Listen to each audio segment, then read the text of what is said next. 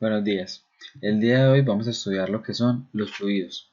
Los fluidos es la forma en que nos vamos a referir de ahora en adelante a los líquidos y los gases. Esos tienen varias características en común que nos van a interesar mucho, como por ejemplo, ambos tienen la característica de fluir. Por ejemplo, el agua, miren cómo fluye en el río, el vapor, cómo empieza a fluir y se va hacia arriba, y estos dos no tienen ninguna forma definida. La forma la va a definir el recipiente que los contenga. Si usted toma el agua y la mete en una botella, el agua adopta la forma de la botella, al igual que el vapor.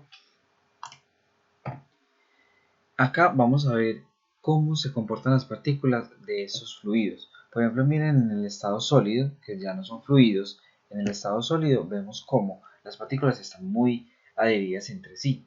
Esos son los que vamos a dejar de estudiar por ahora y nos vamos a concentrar un poco en los líquidos y los gases. Miren cómo en el líquido las partículas son más sueltas, se están moviendo un poquitico más, y en el gas, si las partículas ya se mueven para todos lados. Eso tiene relación con la temperatura.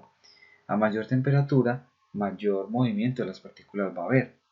Y observen que si no es porque están encerradas, esas partículas no se mantendrían ahí, se irían.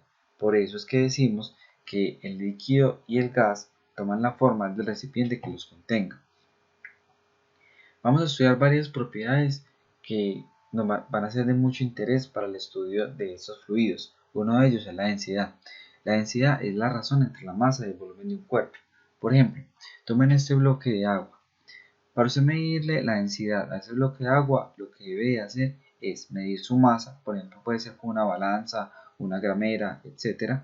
Y dividirlo por el volumen que ocupa. ¿Cómo sabemos el volumen que ocupa? Pues necesitaremos mirar el volumen del recipiente que contiene esa cantidad de agua, porque sabemos que el agua no tiene una forma en sí. Entonces, por ejemplo, en este caso le dimos forma de cubo. Entonces puede estar guardado, por ejemplo, en un recipiente plástico que tenga esa forma. Resulta que si usted parte esa cantidad de agua a la mitad, entonces va a tener la mitad de agua, es decir, la mitad del volumen de agua, y va a tener la mitad de la masa del agua. Por ende, cuando usted vuelva a hacer la división de la densidad, va a obtener el mismo resultado. Y que si usted parte ese cubo ya no en la mitad, sino en 4 pedazos, pues al usted calcular la densidad de cada uno de esos 4 pedazos, va a obtener el mismo resultado, porque tanto la masa como el volumen ahora está partido en 4. La densidad se simboliza con ese símbolo, esta P, que en realidad se llama Rho y es una letra griega, para que lo tengamos muy presente. La densidad, al ser una propiedad intrínseca de los cuerpos, no varía. Pues hay situaciones que hacen variar la densidad, pero eso son temperatura o presiones muy altas. Pero, por lo general, cuando se tiene agua en estado normal, va a tener siempre la misma densidad, esté en una botella de agua bien pequeñita o esté en una piscina, por ejemplo. Un material se reconoce por su densidad, como vamos a ver en el siguiente ejemplo. Por esta persona la capturaron y le encontraron un lingote de oro. Entonces lo primero que hizo el técnico fue tomar una balanza y pesar ese lingote de oro. Al pesarlo, le dio que pesaba 800 gramos o 0.8 kilos, que es lo mismo.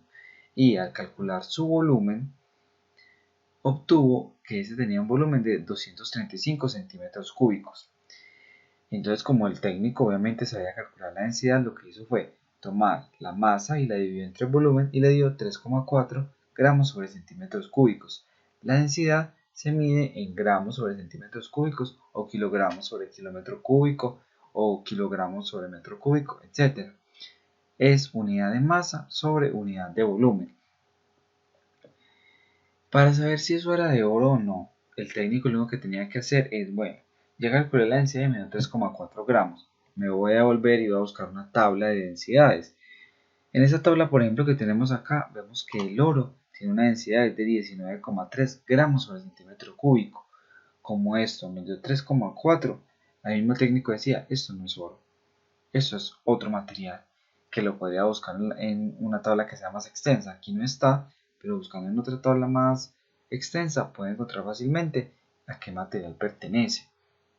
Entonces, Eso es muy importante saberlo porque con la densidad de cualquiera de los materiales que trabajemos, lo podríamos saber de qué materiales que estamos hablando, en caso de que se tenga duda.